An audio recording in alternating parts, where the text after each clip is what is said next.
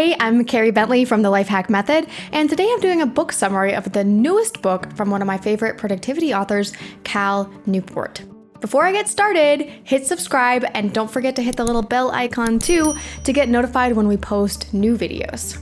Newport has released a book called A World Without Email.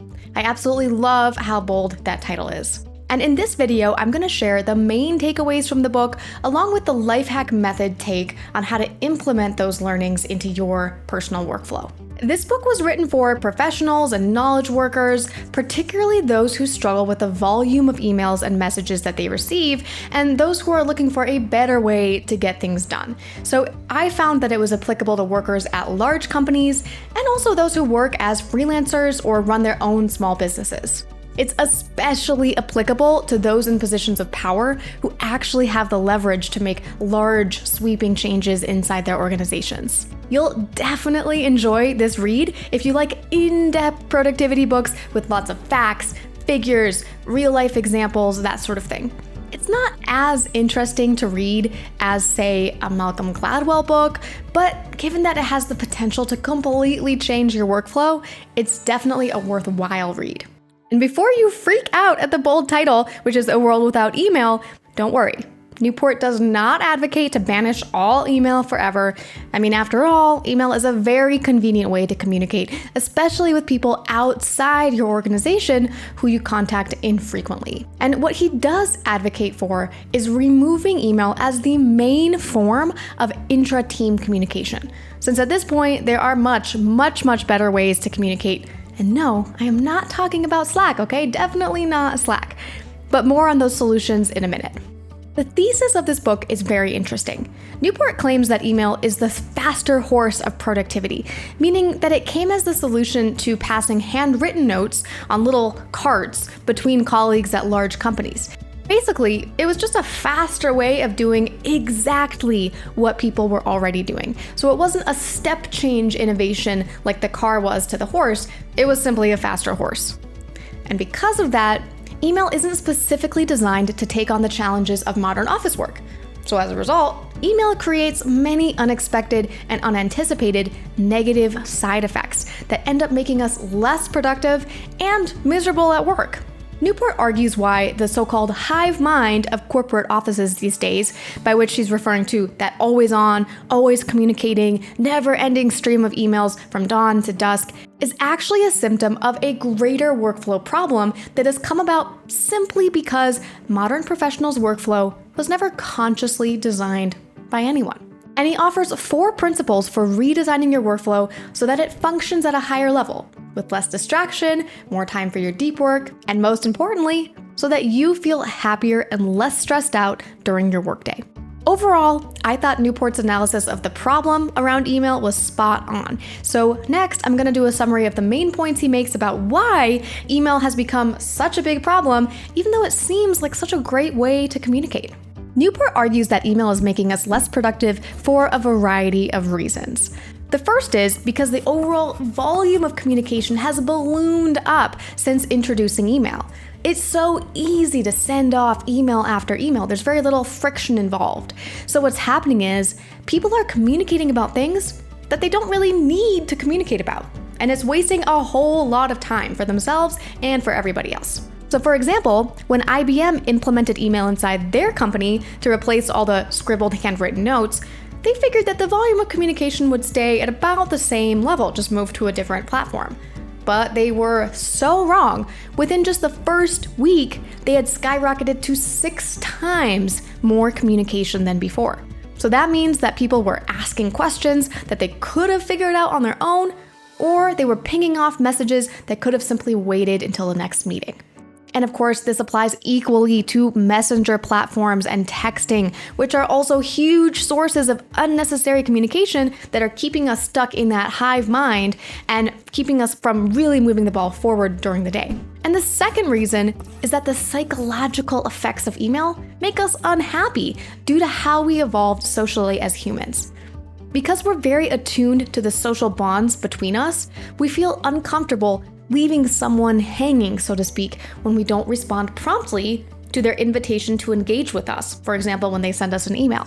So when we see those new messages in our inbox, we naturally feel that we're doing something wrong by not responding to them. And that's why it feels so bad when you let your messages pile up in your inbox.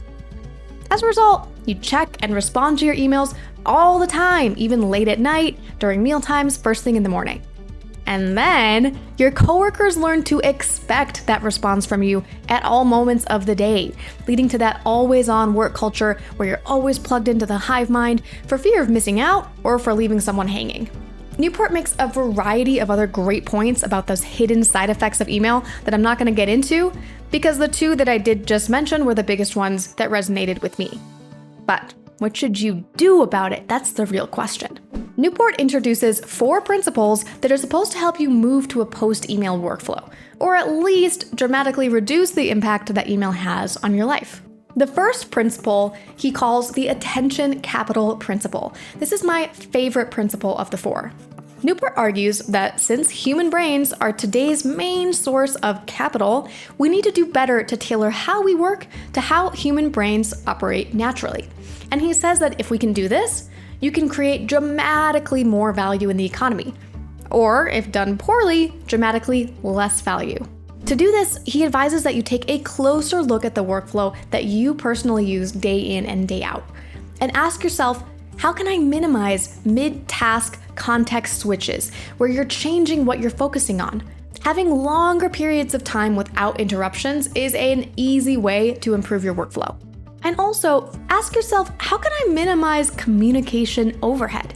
So this is the feeling that you can't keep up with everyone, which then conflicts with our hardwiring and leads us to feel unhappy and even burned out. So the main technique he advises here is to make sure that you, your team, ideally your whole company, are all working out of a task management platform instead of working out of email. I have a separate video about task managers, which I'll link in the description. So those include softwares like Asana, Trello, ClickUp, and Monday.com. They help you prioritize and execute all of your varied tasks and projects with much less communication overhead and absolutely no need for email. When you use one, you'll also notice that you don't need to have meetings as frequently, another added bonus.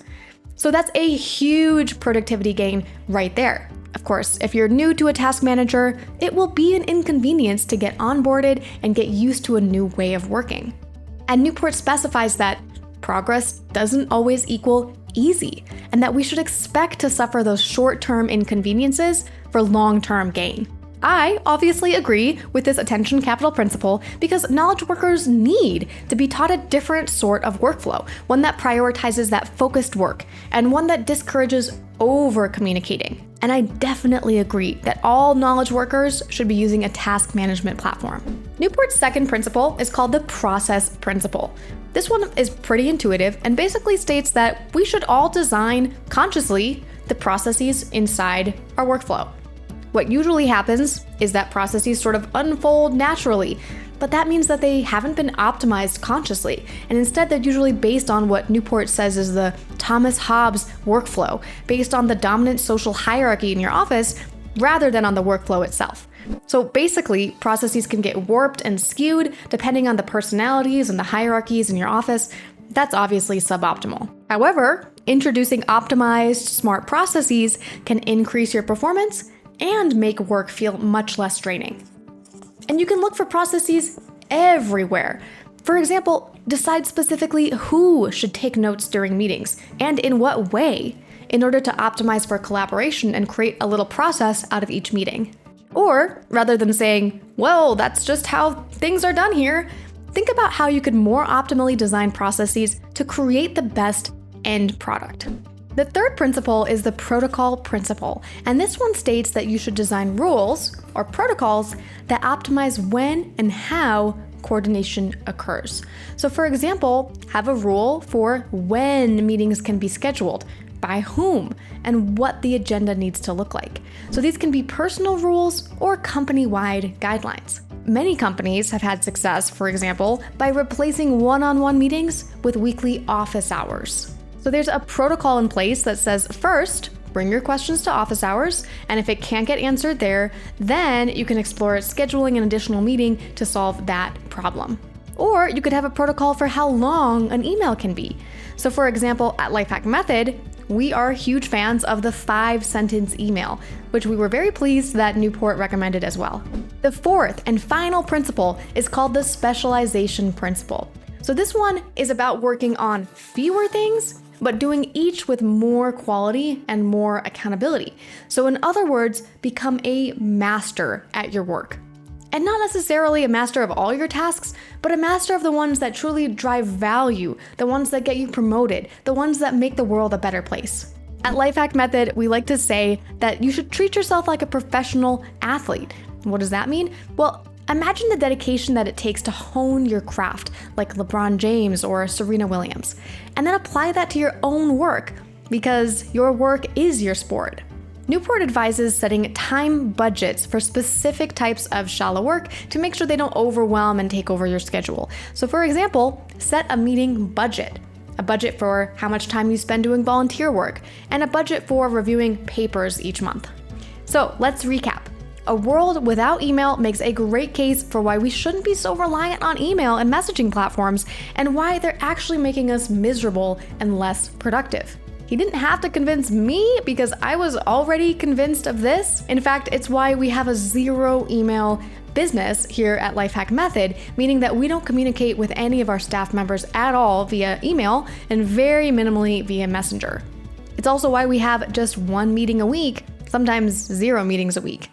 But if you're new to this idea and you'd like to free yourself from that always-on cycle of emailing and messaging, then Newport's book is going to be a breath of fresh air for you.